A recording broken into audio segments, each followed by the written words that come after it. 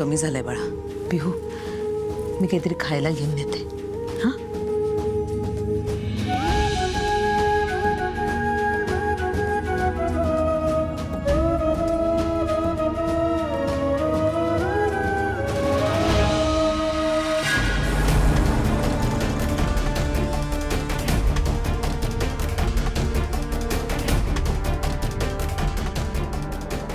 उठतेस जरा. उठ. सरकून बस मागे. बस बस.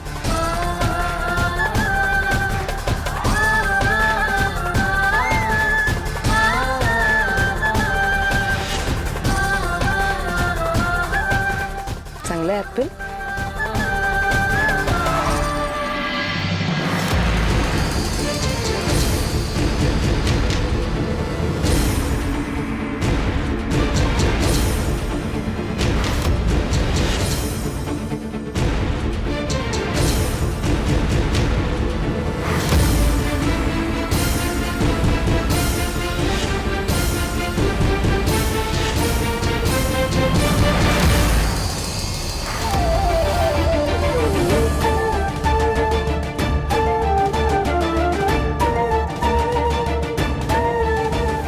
अनु बाहेर ये.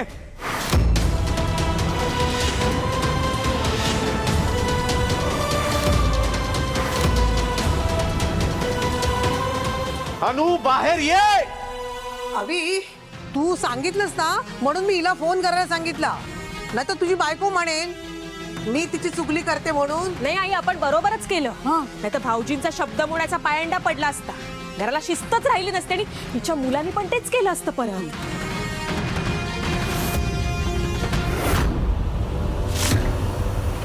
काय सांगितलं होतं मी? काय गरज होती हे सगळं करायची? बोल. मी तुमचा शब्द मोडलाय म्हणून रागवलात तुम्ही. मान्य आहे मला.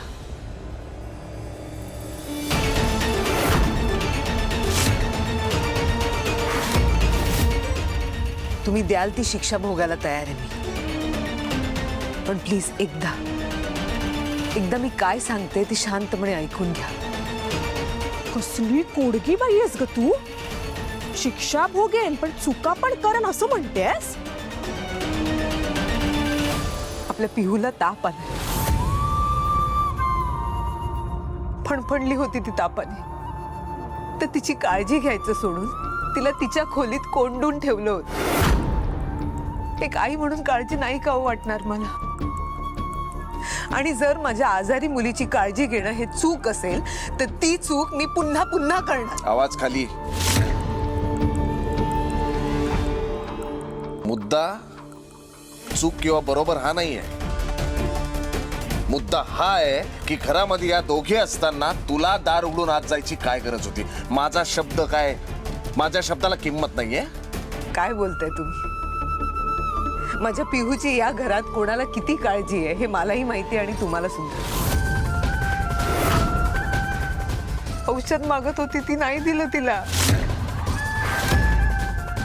उलट मी तिला भेटू नये म्हणून तिला ते खोलीत कोंडून ठेवलं. काय करायला हवं होतं मग मी दरवाजा उघडणारच होते. तुला तो तोडून आत जायची काही गरज नव्हती. कधी उघडणार होता वहिनी? वेळ निघून गेल्यावर तुम्ही माझ्या पोरीला औषध देणार होता.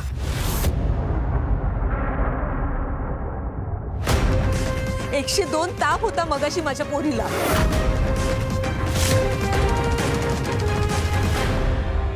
अहो, ऐका ना, मला पिहूची काळजी घेऊ द्या. एकदा तिला बरं वाटू दे, मग तुम्ही सांगाल ते करेन. पण तोवर कुणीही विरोध केला ना तरी मी माझ्या मुलीला एकटं सोडणार नाही.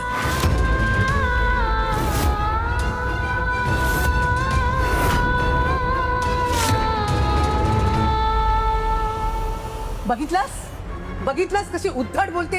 एवढी हिम्मत वाढली तिची. आई, जेव्हा आपल्या मुलांवर संकट येतं ना तेव्हा ही काही प्रत्यक्ष काळाशी पण लढू शकते. तेव्हा तिच्यात ती हिम्मत आपोआप येते.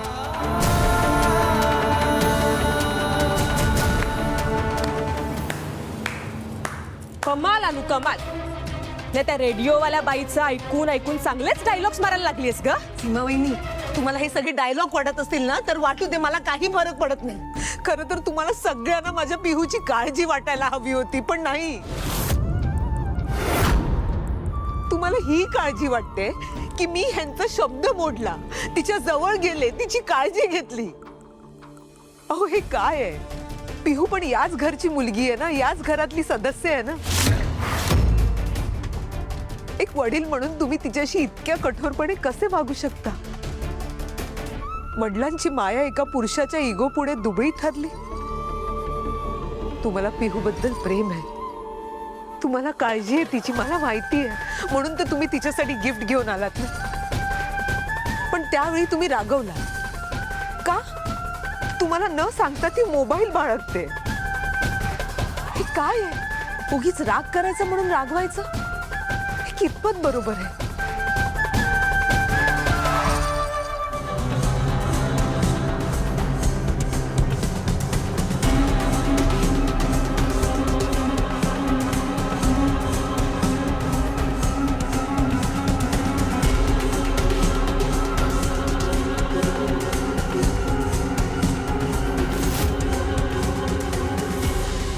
मुलांना शिस्त लावण्यासाठी असं बोलावं लागतं, हे बापाचं कर्तव्यच आहे, हो की नाही?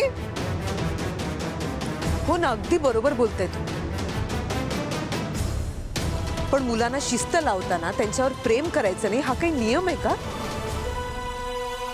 अहो, तुम्हाला आठवतंय आपली पिहू 2 वर्षाची होती तेव्हा तिला न्यूमोनिया झाला होता. ती जगते की नाही अशी परिस्थिती होती. तेव्हा तुम्ही देवळात गेला होता आणि तिच्यासाठी अभिषेक केला. 2 दिवस तुम्ही काही न खाता पिता तिच्या उशाशी बसला होता. मग आज ते प्रेम कुठे गेलं? तिला ताप आलाय हे ऐकल्यावर तुम्ही धावत आलात. अभि तिच्या काळजीपोटी नाही. तर मी तुमचा शब्द मोडलाय म्हणून आम्हाला शिक्षा द्यायला. मी जे अविनाशवर प्रेम केलं ते हेच आहे.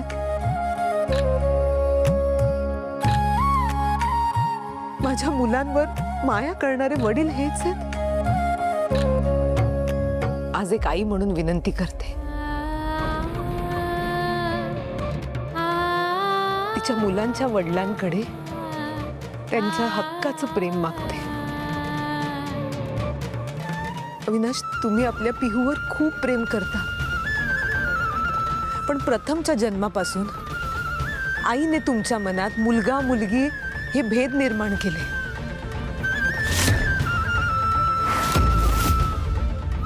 प्रथम हा वंशाचा दिवा आणि पिहू ही तुमच्यावर लादलेली जबाबदारी.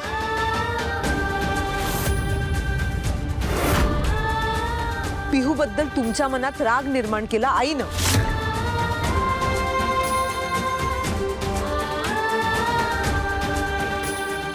हे बाई, तू आता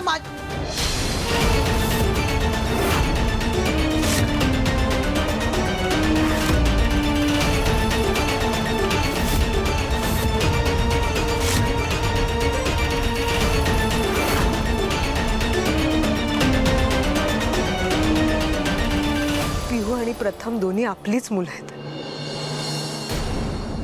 एक आई म्हणून आपल्या 2 मुलांना मी 9 महिने माझ्या पोटात वाढवलं आणि एक वडील म्हणून ते 9 महिने तुम्ही त्यांना तुमच्या मनात रुजवलं. मग तरीही तुम्ही आपल्या पोटच्या मुलीचा एवढा दुस्वास का करता?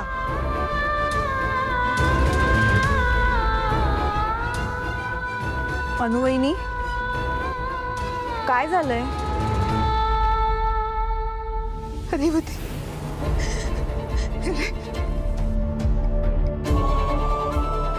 मी यांचा शब्द मोडला. रेवती, पिहूला 102 ताप आहे. मला नाही राहवलं, मी गेले तिच्या खोलीत, तिच्या जवळ बसले, तिची काळजी घेतली म्हणून रागवलंत माझ्यावर. यात रागवण्यासारखं काय दादा? वहिनी, अगं घरात कुणीही आजारी पडलं तरी तू प्रत्येकाची सेवा करतेस, त्यांची काळजी घेतेस. आणि पिहू तर तुझी मुलगी आहे ग.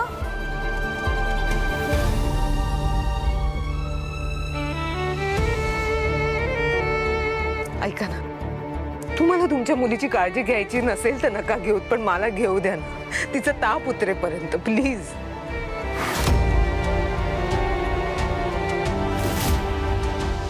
भाऊजी हिच्या नाटकाला अजिबात बळी पडू नका. काळजी घ्यायच्या नावाखाली ना हिला फक्त पिऊ सोबत राहायचंय आणि तुमचा शब्द मोडायचा आहे, बाकी काही नाही. बाद झाला सीमा वहिनी. दरवेळेस तू अवी दादाला भडकवत असतेस. काय प्रॉब्लेम काय ग तुझा? दरवेळेस या दोघांमध्ये भांडण लावतेस. कसला तुला असुरी आनंद मिळतो का यार? तू गप ग. तुला किती अक्कल आहे नाही अख्ख्या जगाने बघितली.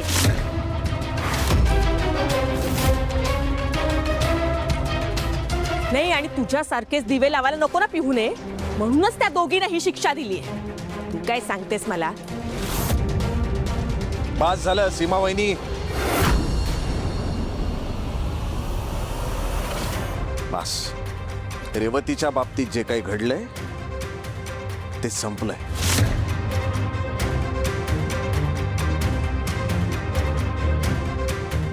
तो विषय तेव्हाच संपलाय, त्यामुळे तिला आत्ता टोमणे मारायची गरज नाही आहे. दादा, मग हा विषय पण संपवणार आहे प्लीज.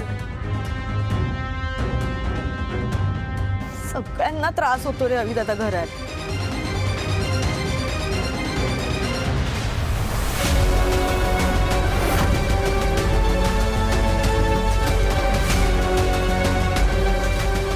बिहूला बरं वाटू दे, मग काय करायचं ते बघता येईल.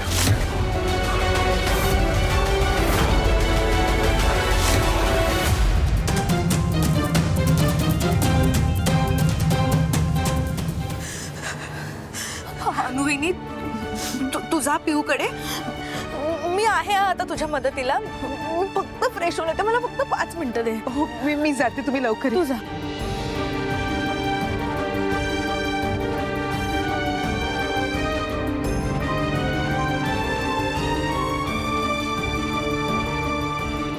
आई बघितलत ना, तुमच्या डोक्यावर मीरा वाटायला लागलीये ही. आणि तुमची मुलगी तिला साथ देतीये, तुम्हाला नाही. खरंय तुझं, पण हिला शिक्षा करणार कशी? मेली कामात पण चोख असते. आई सोपं आहे. तिने जरी चुका केल्या नाहीत ना, तरी आपण दाखवून द्यायचं भाऊजींना की तिने खूप चुका केल्यात म्हणून. आपण भाऊजींना तिच्या 10 चुका जरी दाखवल्या नाही, तरी भाऊजी तिला शिक्षा करणारच, हे अटळ आहे. लिहून घ्या माझ्याकडून. काय सांगते?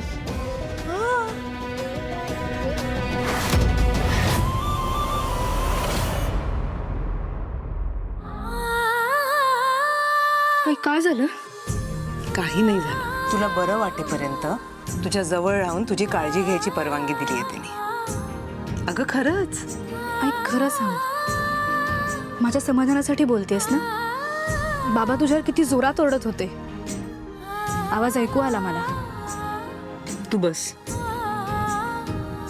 मी त्यांचा शब्द मोडला म्हणून चिडले होते ते, पण जेव्हा त्यांना कळलं की तुझ्या अंगात ताप आहे, तेव्हा लगेच त्यांचा राग निवळला. काही झालं तरी वडील आहेत ते तुझे. मला नाही खरं वाटत आहे. बाबांना माझ्याविषयी काहीही वाटत नाही, हेच खरं आहे. उद्या मी मेले ना. पिऊ,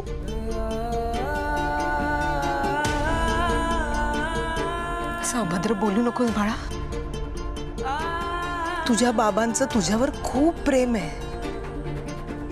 खरंच, फक्त बोलून नाही दाखवत ते. आता बघ, आठवणीने तुझ्यासाठी गिफ्ट आणलं होतं ना त्यांनी. आई मला ते गिफ्ट नकोय. बाबांनी माझ्यावर पहिल्यासारखं प्रेम करावं, हेच माझ्यासाठी सगळ्यात मोठं गिफ्ट असेल. पिऊ, त्यांना तुझ्याबद्दल खूप वाटतं. खरंच विश्वास ठेव माझ्यावर. तुला माहिती आता किती रागात आले होते ते घरी, पण तुला ताप आहे हे समजल्यावर अगदी शांत झाले. आई एवढं प्रेम आहे, मग बाबा माझा इतका रागराग का करतात? नाही ग बाळा, ते तुझा रागराग करत नाहीत, पण त्यांच्या मनात आपल्याबद्दल ना राग निर्माण करणारी अनेक माणसं आहेत या घरात. पण त्याला काही इलाज आहे का?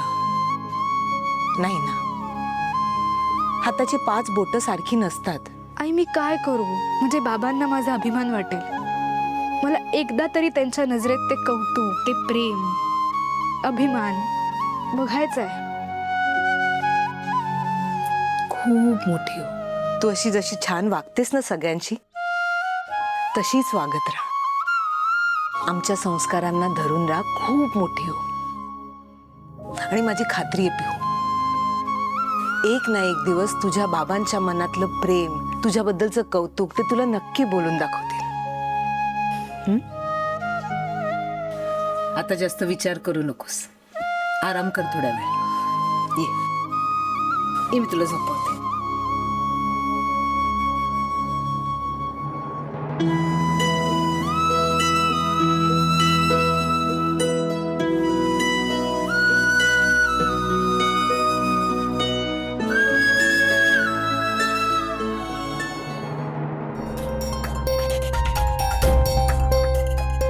माझं वागणं खरंच चुकतंय का? कधी कधी समजतच नाही मी नक्की कसा वागू. जरा बरा वागलो की ह्या दोघी आपली मनमानी सुरू करतात. आत्ताही मी सांगितलेलं असताना सुद्धा अनु पिहूकडे गेली. काय अर्थ आहे? अशाने माझा धाक कसा राहणार दोघींना? नाही ते काही नाही. यावेळेस मी त्यांना माफ केलंय, पण तरी पुन्हा अशी चूक केली तर अजिबात माफ करणार नाही. बायको आणि मुलगी असली म्हणून काय झालं? ह्या घरात माझा शब्द हाच अखेरचा शब्द असेल. मी कोणालाही माझ्या डोक्यावर बसू देणार नाही.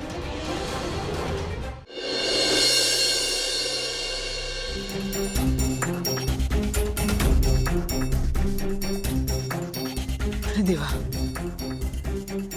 रात्र झाली कळलं पण नाही.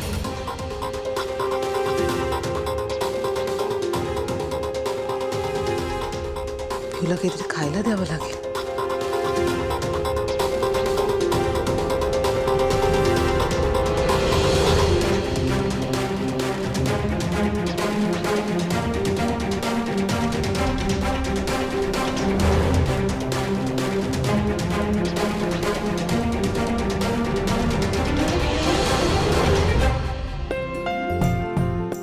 Hello friends. सो कसा गेला आजचा दिवस? आता नेहमी सारखाच मागील पानावरून पुढे असं काहीतरी बोलून आजच्या मस्त संध्याकाळची गंमत घालवू नका. उगवणारा प्रत्येक दिवस जसा नवीन विश्वास, एक नवीन आशा घेऊन उगवतो, तसा मावळणारा प्रत्येक दिवस तुम्हाला नवीन आत्मविश्वास आणि समाधान देऊन मावळत असतो. हो ग, अगदी बरोबर बोललीस तू. माझा पण दिवस आज फारसा बरा नाही गेला, पण आज मी माझ्या लेकीसाठी ठामपणे उभी राहिले आणि ते समाधान खूप मोठं आहे माझ्यासाठी.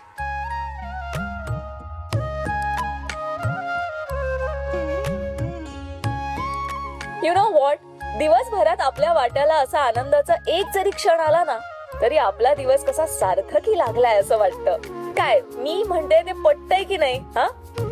हा, आता कदाचित तुम्ही सगळ्या माझ्या या म्हणण्याशी अजिबात सहमत होणार नाही, पण आज माझ्या अशा दोन खास सख्या आहेत ज्यांच्यासाठी ही संध्याकाळ सुखाची बरसात करणारी ठरणार आहे. अहो, आपल्या स्टेशनवर प्रजासत्ताक दिनानिमित्त झालेल्या आपल्या खास स्पर्धेच्या दोन विजेत्या मैत्रिणींची नावं आज मी जाहीर करणार आहे. अरे हो, परवा मी पण त्या स्पर्धेत भाग घेतला होता. आज त्याचा निकाल लागणार आहे. बघूया कोण आहे लकी विजेता. त्या स्पर्धेसाठीचं फर्स्ट प्राइज माझ्या दोन मैत्रिणींमध्ये विभागून देण्यात येत आहे. अहो, कारण स्पर्धेत विचारलेल्या प्रश्नांचं अचूक उत्तर दोघींनीही एकाच वेळी म्हणजे 30 सेकंदाच्या आत दिलं होतं. सो आपली पहिली विनर आहे कांदिवली ईस्ट मधून मुग्धा कर्णिक. खूप खूप अभिनंदन मुग्धा.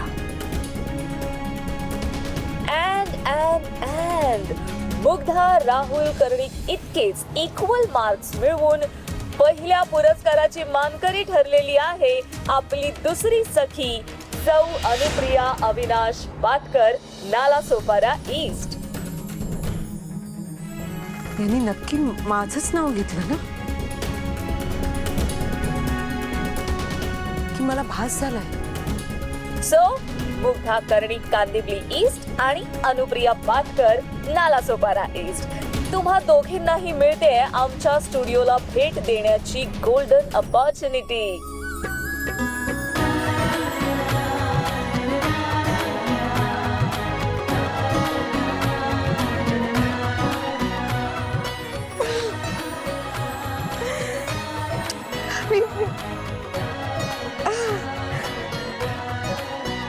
खरंच मला पहिलं बक्षीस मिळालंय, ते सुद्धा माझ्या लाडक्या मधुश्रीला भेटण्याची संधी.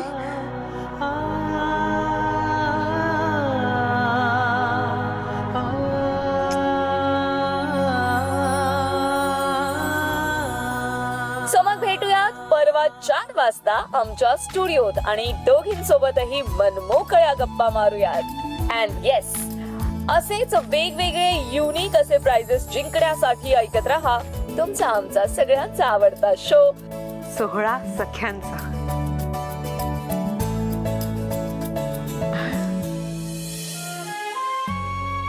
देवा, थँक्यू थँक्यू, खूप थँक्यू. माझ्या इतक्या दिवसांचं स्वप्न तू पूर्ण केलंस. माझी खूप इच्छा होती माझ्या लाडक्या मधुश्रीला भेटायची. ते स्वप्न तू पूर्ण केलंस आज. थँक्यू. हा आनंद मी कोणाला सांगू? हसून माझ्या भरल्या घराच्या भिंती पुसती कधी आसवे होऊन माझी सखी.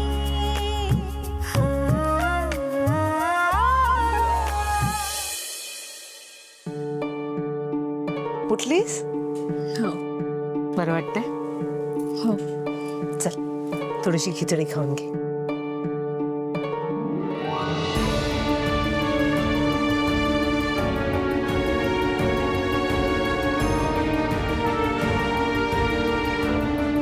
आई काय झालं?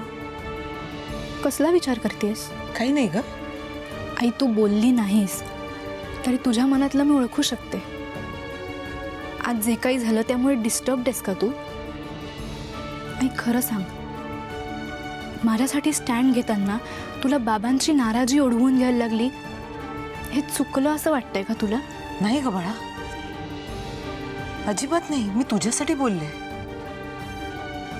त्यात मी काही चुकीचं केलेलं नाही. मग मला बरं वाटल्यावर बाबा काय रिॲक्ट करतील याची भीती वाटते? नाही, मी यांचा शब्द मोडला. चुकलं माझं. त्यासाठी ते सांगतील ते करायला मी तयार आहे. त्यात भीती काय बाळगायची? मग काय एवढी अपसेट आहेस? बोल आई.